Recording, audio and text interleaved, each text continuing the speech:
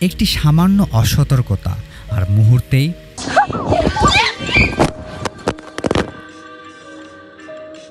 Social media Glamour আর আলোর ঝলকানি, এর আড়ালে লুকিয়ে থাকে এক অন্ধকার দিক।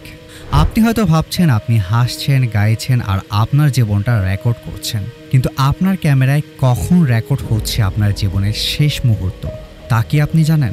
দিনটা ছিল 2024 সালের 27 সেপ্টেম্বর।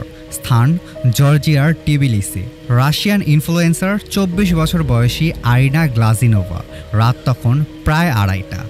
আরিনা তার শেষ ভিডিওটি বানাচ্ছিলেন, অর্থাৎ টিকটকের জন্য ভিডিও রেকর্ড করছিলেন তার ফোনের ক্যামেরা দিয়ে।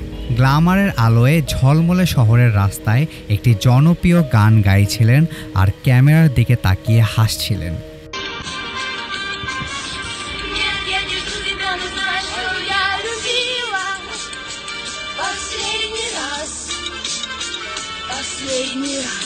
তিনি কি জানতেন ক্যামেরা লেন্সের দিকে তাকিয়ে থাকা তার সেই হাসিটিই হবে তার জীবনের শেষ হাসি?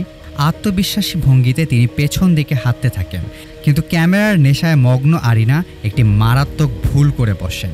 তিনি খেয়াল করেননি তার পেছনে ছিল ভূগর্ভস্থ সাবওয়ে প্যাসেজের হাঁটু সমান সেই বিপজ্জনক দেয়ালটি। একটি সামান্য অসতর্কতা আর মুহূর্তেই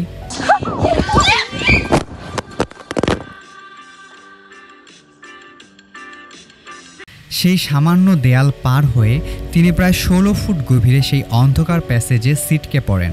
তার হাসি থেমে যায়, ভিডিওতে আসে এক আতঙ্কের চিৎকার। বন্ধু, ক্যামেরা, গান সবকিছু থেমে যায় এক মর্মান্তিক আঘাতে। মাথায় গুরুতর আঘাত। তার মাথায় এমনভাবে আঘাত পেয়েছে যে তার মাথা ফেটে মস্তিষ্ক বেরিয়ে আসে। আরিনা আর ফেরেনি। তার টিকটক ভিডিওটি সত্যি হয়ে ওঠে তার ফর দ্য লাস্ট টাইম গানটির মতোই।